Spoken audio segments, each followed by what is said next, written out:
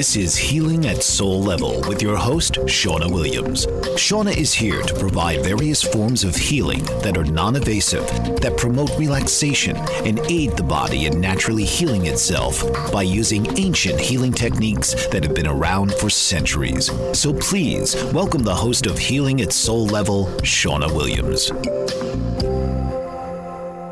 Hello, and welcome to Healing at Soul Level. I'm your host, Shawna Williams. Jordyn Copeland is the founder of Moonlights Apothecary, an enchanted line of personal products. She has had psychic insights, including seeing the future and communicating with spirits since she was a child. Although she practices several healing modalities, she feels most comfortable with witchcraft. So today, she will talk about this misunderstood craft of healing. Welcome to the show, Jordyn. Hi, how are you? I'm very good. How are you today? I'm good. It's a beautiful Friday. Yes, it is. And happy to be here. Yes, it's really nice. Woke up very happy, ready to do this show because the last time we tried, there was a little glitch. And now this time we're rolling through. So I'm excited to talk to you. Give me the backstory on how you got into witchcraft. It's really interesting because I was raised in an extremely Christian home. I mean, I was not allowed to celebrate Halloween. I was not allowed to go to Halloween festivals. They were always like trunk or treats at the church, and I had to dress up as like Mary or Moses or something like that. I couldn't watch Barney because he was related to a serpent, and serpents would lead you to evil. So I had begun to get some premonitions in my sleep when I was around 11 or 12. And I remember I would stay up and I would yell at God. I would yell at the spirits, and I would just be like, show yourself to me. And that's kind of whenever I began to have premonitions about tornadoes. And then it began to happen the next day. And then it would become like more vivid. And it even happened to, I had a premonition of my father's affair, and I saw the woman he was having an affair with in the car, and we moved out of that area, and we moved back, and because my parents had split up, and whenever my parents got back together, I went to go get money out of his wallet while he was playing a soccer game, and I found the picture of the woman next to the car. So I always knew I was a little different, but I didn't get into like what you would call witchcraft until probably around 18. And I was being very careless. I was dabbling with Ouija boards unprotected, kind of in the worst circumstances possible. And so I kind of fled away from it after some negative things happened. But I went back to the church, and some very nasty things happened there, and that's kind of whenever I ended up as a single mother. I got fired from my steady 8 to 5 because I wouldn't sleep with my boss, and I had to move from my apartment in with a friend that was in the country away from a lot of job opportunities, and I had bills due, and I couldn't pay for my child's daycare, and my check had bounced. So the woman I was doing massage therapy wasn't paying me. So the energy in the house became toxic, and I was just really hopeless. My phone was off.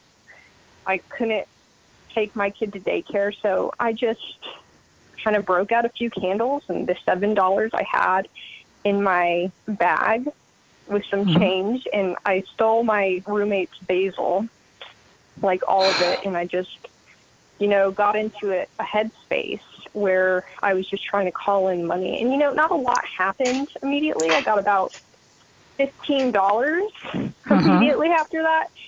And I was like, oh, well, I guess it's working. But what happened next, it was more of the situation that had shifted dramatically, because I had gone from being in this toxic environment and not making any money to within a week, me and my roommate got in a fight. My other friend had moved back from India and needed a roommate in her home who had another woman living there as a single mother. So I moved in with her, and the other lady became my nanny, and I got a job, and I became really abundant. Wow. That was like a big turnaround. Yeah, that kind of changed my view on the craft, and where I was like more into communication, because I am a medium, and my great-grandmother came to me immediately after her funeral. She'd give me messages for the family. I didn't really tune in with that. And the Ouija board, I don't think Ouija boards are necessarily good or bad. I just feel like I was doing them very carelessly. Right. And so, man, that just changed everything around for you. So then you decided to, how did you get into just doing that? Or is that what you just started doing? Like you didn't work anywhere else? You just started doing this for a living right after that? So I was in a really weird situation with my work. I had started Moonlights Apothecary, or actually it was called Moonlights Beauty and Health. And it was more of a line of like natural deodorants to stay away from aluminums, and toothpaste with no fluoride, and body lotions and that kind of thing.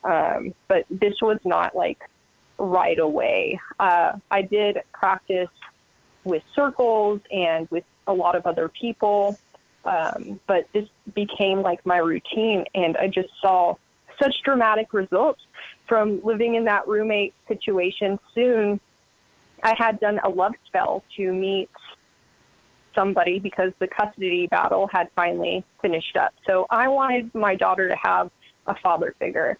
So I cast for love and for somebody to spend a life with. And I met my now husband in the ocean in Florida 2 weeks later. Wow. That's nice. I always like to hear, happy endings like that. It was a total fairy tale, and I look back on that spell now, and it has like a couple holding hands in water, and it just, everything on that list has manifested in him and our relationship. We have another daughter, which I wanted another child at some point, and this is what I do full time. I read cards and do the clearings and make my products, but like my life, whenever I look back before fasting and now, it's just, I feel like I'm living my best life, and I know that it's because of witchcraft that I've created this reality for myself.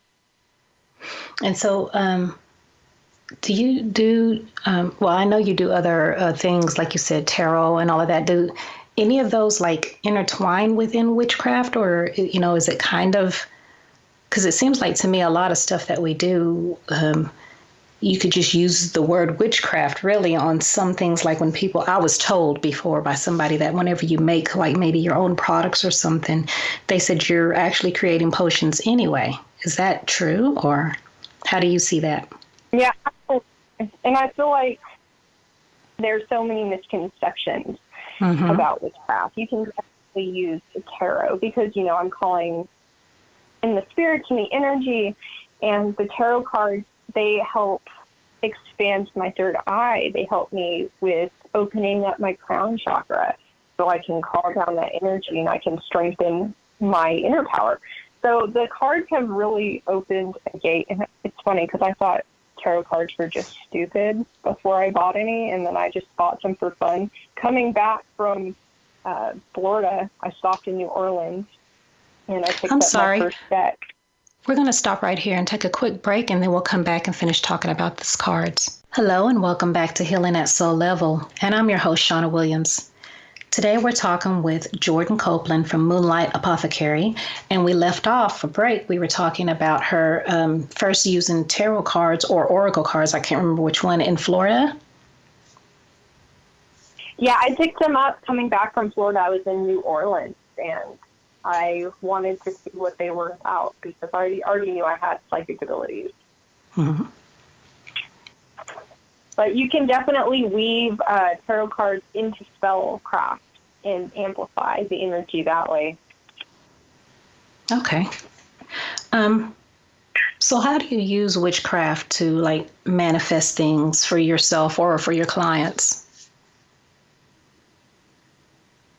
Well, spell work is a combination of herbs, potions, essential oils, moon magic, the elements, astrology, the colors.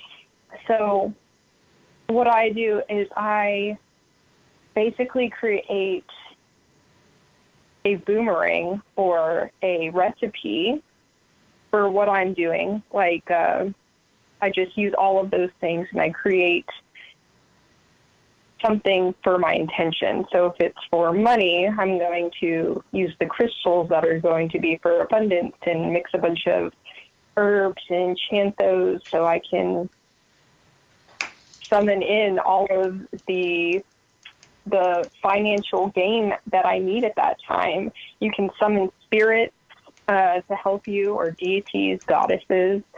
But really what most people don't understand is that reality is so fluid that you can shift it and create what you want. And that's what being a witch is all about. It's about owning your power and creating a world you want to live in. The circumstances, people, career, all of it. So I really enjoy getting people on their path and teaching them how to manifest, how to banish, how to release the shadow aspects of their self and walk into a life worth living, kind of like I did. Now, I prefer to teach people. That's why I hold classes of moon magic and spells and that kind of thing. But what's really interesting is everybody holds the power. I mean, we're doing it. We're bending our reality. And it's just, if we're good at it, if we know how to work with the crystal energy or the plant kingdom or our guides, then we can really create something just unbelievable. And things that you didn't believe were fathomable, you're now living that life. And that's why I created spell kits. It's more for baby witches or people who want something. So I have spell kits that have everything in it, the instructions, so they can learn how to do that. But my passion lies in teaching other people how to call in these energies. Okay. I mean, so what I'm hearing is that for you, witchcraft really is, you are an astrologist, biologist, geologist, botanist. I mean, basically you just call in all of these energies that certain people do for a living as one thing, like science, you know, engulfs all of this. And then you add in your intention and prayers to create empowerment for yourself and for others.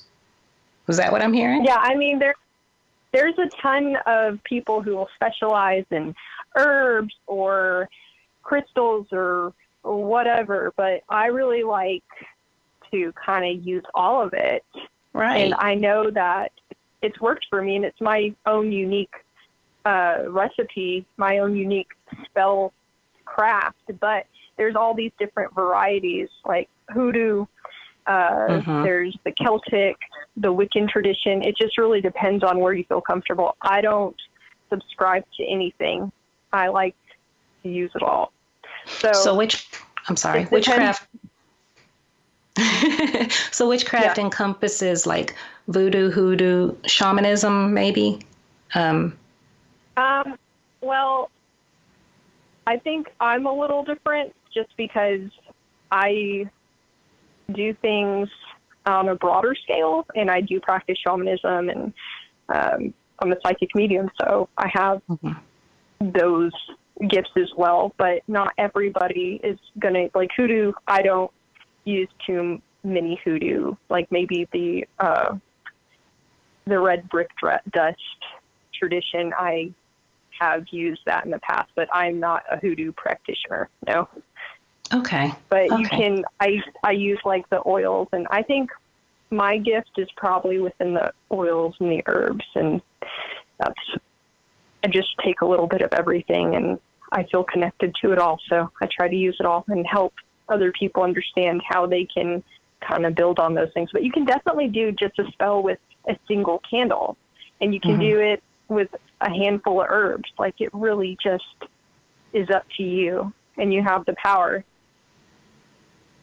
Okay, so it's more of, it's kind of like, what is your strength, or what feels good with you whenever you're doing your witchcraft? And I guess maybe that is, because there's no, I'm just trying to understand how, it works. So witchcraft isn't like just one box that somebody says this is witchcraft.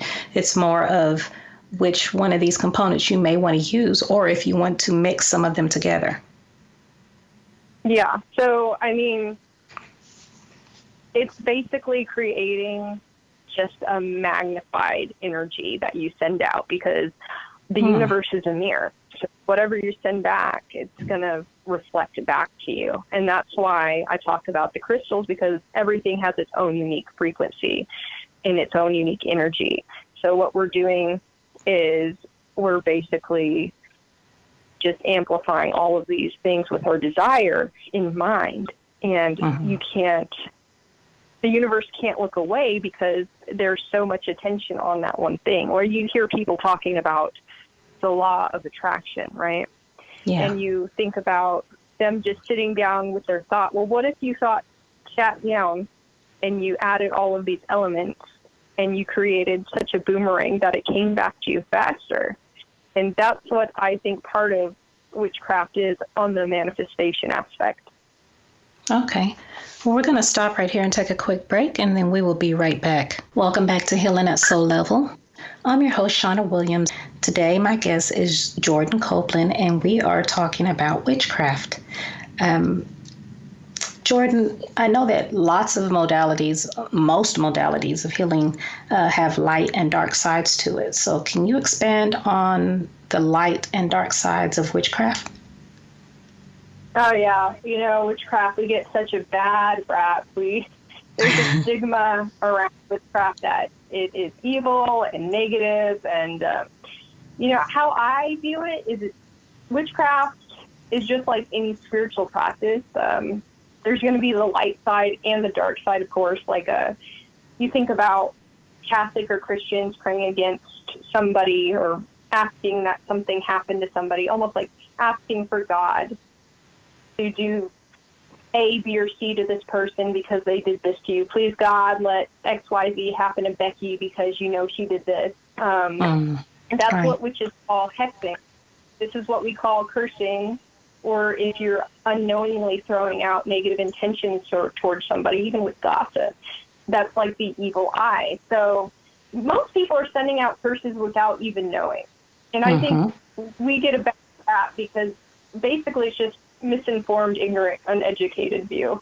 I don't really have time to sit and send out hexes because I know that energy is going to come back to me. Just like we were talking about the universe being a miracle, I don't want the negative effects of a hex or a curse that I'm sending out. Now, right, karma. I think that, yeah, exactly, karma. And I think that witchcraft has really helped me in being sensitive towards my energy and knowing that I am very hypersensitive. I'm an empath, and I need to protect my energy. So in that aspect, whenever somebody is throwing out some what people call negative vibes, I'm going to shield myself and I'm going to protect myself with witchcraft. And I just feel like, a lot of people think about witchcraft as having like people sacrifice animals and that kind of thing. And, I do know some practitioners who have done that. That's part of their religion, usually a more religious stance. But if you think about it in that way, 90% of us are meat eaters. And if you're going to pick up your chicken from the supermarket and your chicken was killed on the meat farm unethically, sorry. Right. Then that's just the same as I think the animal would be more honored in a sacrifice in witchcraft because it actually has the respect. that it's getting, and it's not cold-hearted like the meat industry.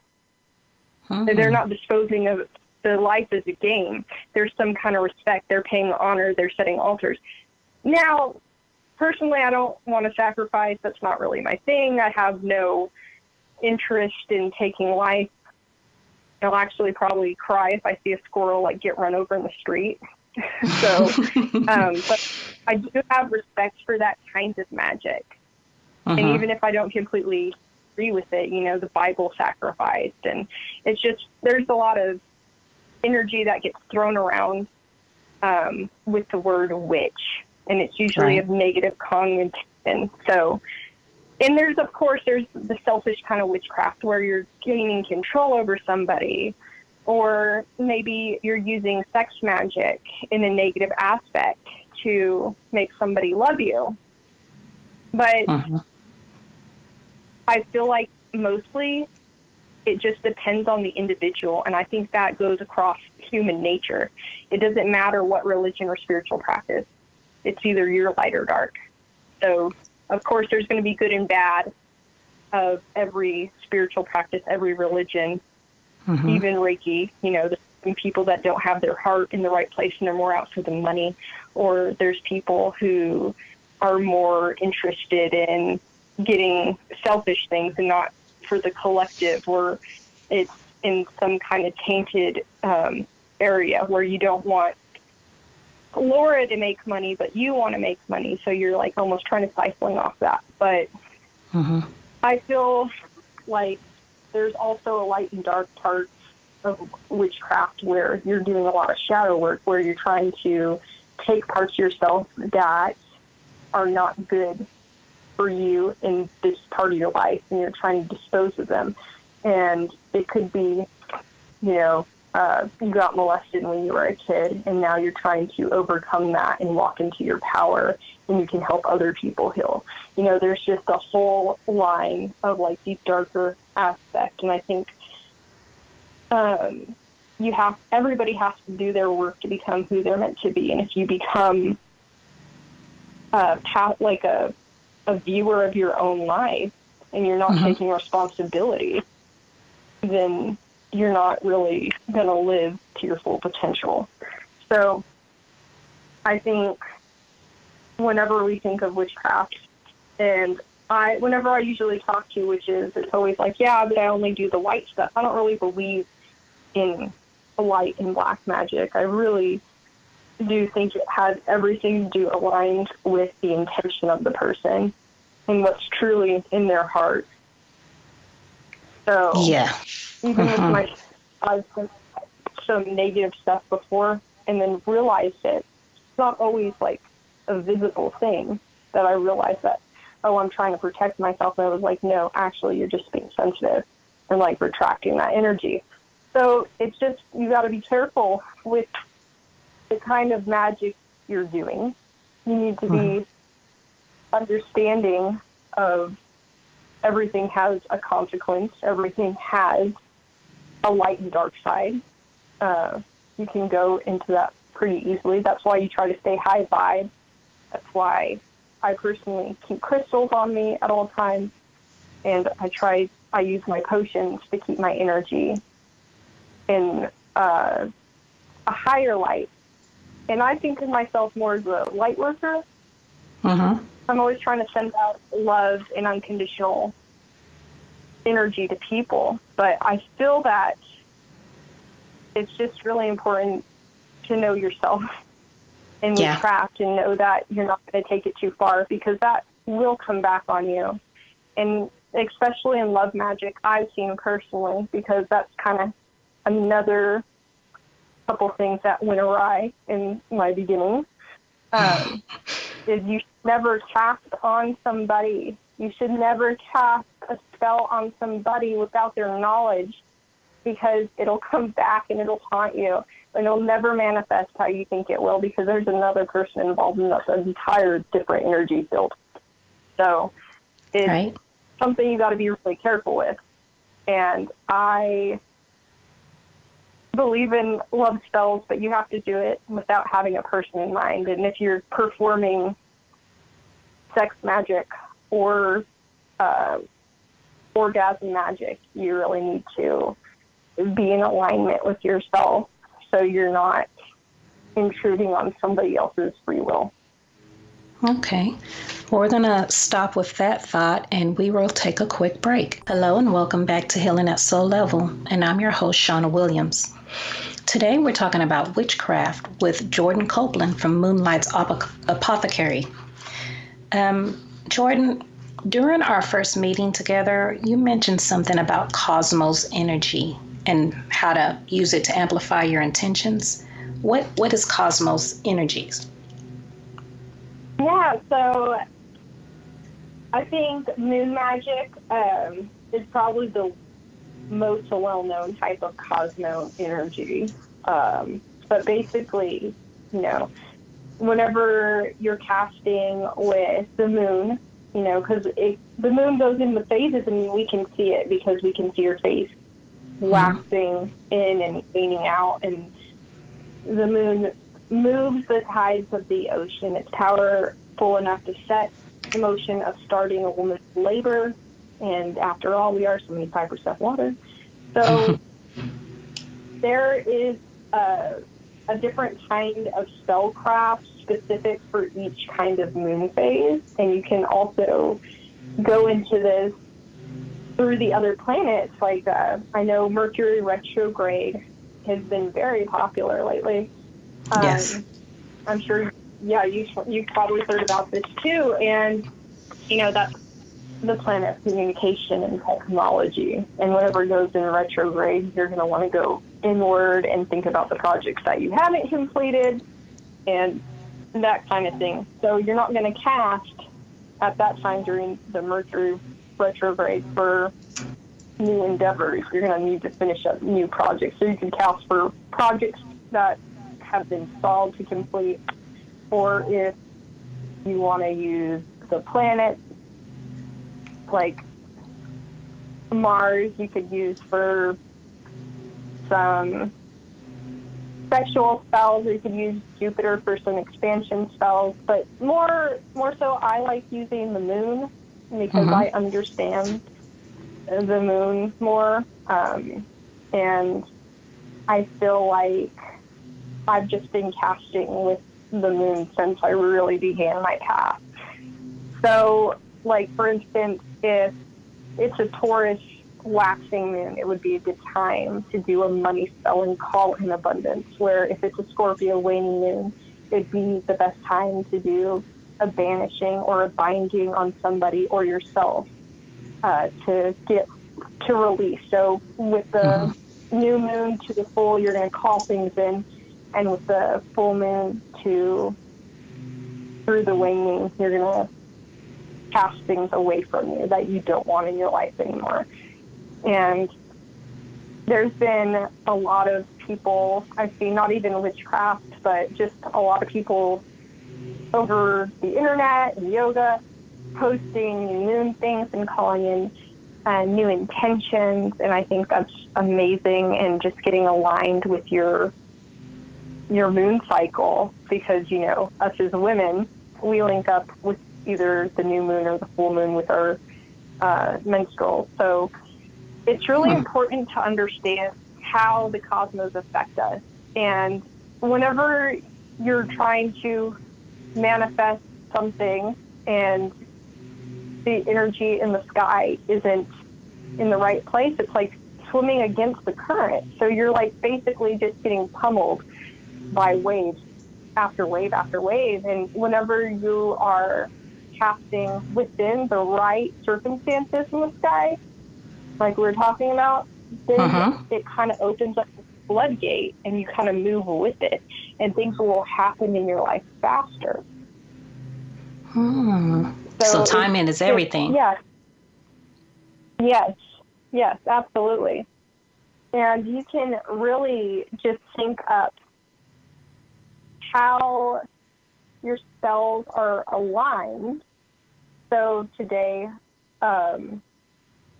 there's different kind of solar magic you can use. And of course the eclipse season was insane. But the solar eclipses are going to be like working within a year in that time period of the eclipse. So you can get a lot done in that type of magic. And then if you're doing the lunar eclipse, it's going to be more of a moon cycle during that eclipse.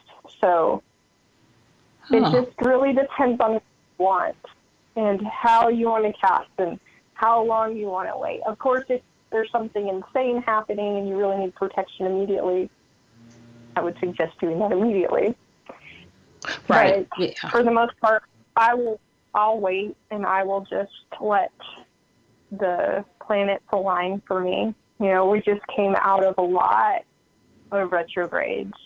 So things were kind of wonky there this summer. It was interesting. There was 7 planets retrograde. And I don't know too much about all the other planets. I've been very fortunate to have a friend who's an astrologist. Her name is Artemides Ashley, and you can find her at artemidesashley.com. But she's taught me a lot about the actual other planets and retrogrades and that kind of thing. And she has a class coming up, so I'm going to be learning more. But Moon's always been where I am, and the energy of pulling in and pushing out. So if I came to you and said something like, today I need to, I'm going to add maybe a new line of products to Amazon or something like that, then you would tell me that you might do some sort of a spell, but maybe I need to wait a week or something like that. Is that how that works? Yeah. It might be the moon phase.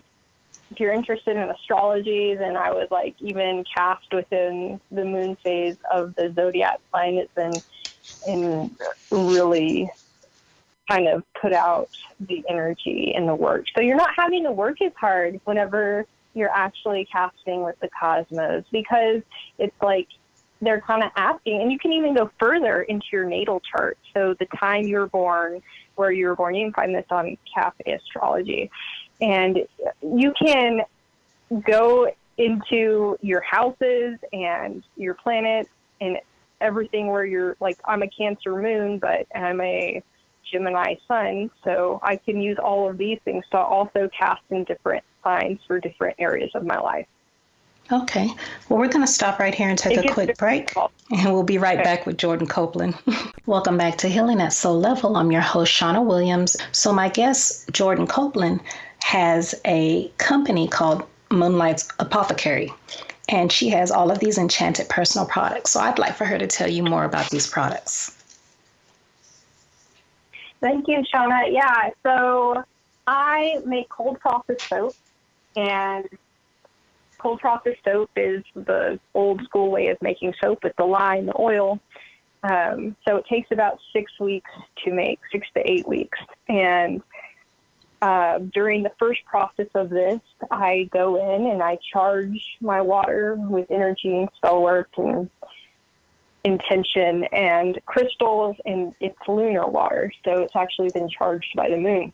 And then I make an essential oil blend. Nothing is not of nature in my product, so it's all micas from the earth and essential oils, and I enchant the oil for the outcome that you want. Like I have a money soap for attracting more abundance, and then I put it in a grid with citrines and adventurine, and then I cast over it, make the soap, and then once it's time to unwrap 2 days later, I cut it, and then I put it into the cure with more crystals, and then I do another enchantment. So it's kind of going through this process of all these enchantments and incantations and energy work and crystal energy, and of course the plant medicine of the oil. So with all those things combined, it makes a potent little pack of energy for you to use at home to wash with.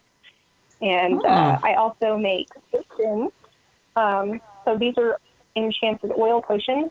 So it's made from essential oil, carrier oil, herb mix, and a crystal or crystals inside of it.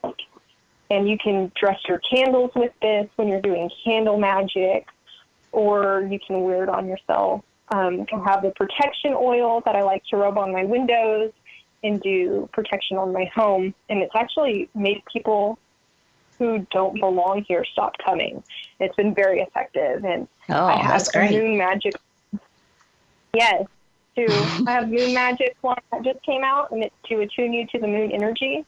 So when you're doing your moon castings, you're going to have a little bit extra potent punch. And I have Astral Dreams one for astral projection and lucid dreaming. And then I have bath brews for ritual baths. And I have a love spell to help you with loving yourself. And this isn't like a normal love spell. This is more about self-love and acceptance and inner beauty shining through, so you're able to attract the right kind of friends and the right kind of suitors to you. And then I make some resin incense kind of to clear out space and connect you with your highest self. And then, of course, my spell kits, which have everything in them: enchanted candles, an oil potion, an herb mix. It has the instructions, the candle holder, everything you need to cast your own spell. And now I'm making facial elixirs too. So I have one that's called the Fountain, and that one is going to be for helping kind of freezing your face in its current position. It's like an ageless potion. And I have a Freya's Essence, so that's for beauty. And I do an altar with Freya, and I call in her energy. And I can only make that one on Fridays. So I will actually be making that one today since we're in the waxing. But I also have like a bar for Ganesha for removing obstacle. And my newest line is tarot. Is a tarot collection, because it's really important for me to have brought these energies into reality. So I pair the colors and an essential oil blend. So I have a death bar, high priestess, the fool, and it has all of these energy of the actual card. So the high priestess is going to help you expand your crown chakra and gain information psychically, like downloads. And the death bar is for helping with transitions and change and removing toxic things from your life. And whenever I use this bar, I actually lost 3 really good friends that I'd had like most of my life. And like the day after I used it, and I know it's because they were toxic for me and my energy. And I'm very grateful that my guides work with me in this way and navigating this kind of thing. So I'm making more, and sorry. I would just like to add, for people who don't understand that the death does not necessarily mean the death of an actual person, and that just because somebody is out of your life doesn't mean that they're an evil or a bad person. It's just that, maybe one of you or both of you who have evolved to move apart. So it's time for them to go. Some people don't understand that. So I just wanted to make sure we put that in there for them. No, thank you. Thank you for that. Because I do think it has a big misconception. And whenever I think about death, I think about a change in the next chapter in life, even through this life. I think of it as the next chapter. So it is very, like, my products are very involved, very thought out. I'm going to be at the Dallas Psychic Fair, and we'll be at a DFW Witchy Bazaar in Fort Worth.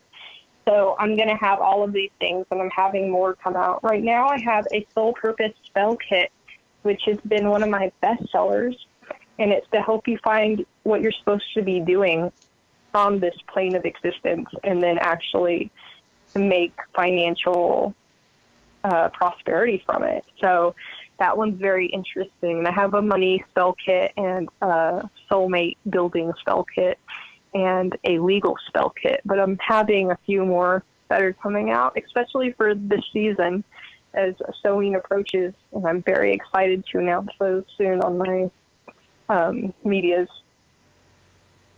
You have a lot of products.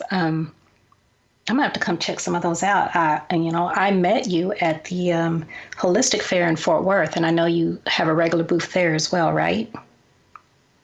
I do, yes, and that one's bi-monthly. So we'll be there in November. November, just in time to buy products, to give out for gifts. Yes. Yeah. Or is it better? Needs a little bit of magic.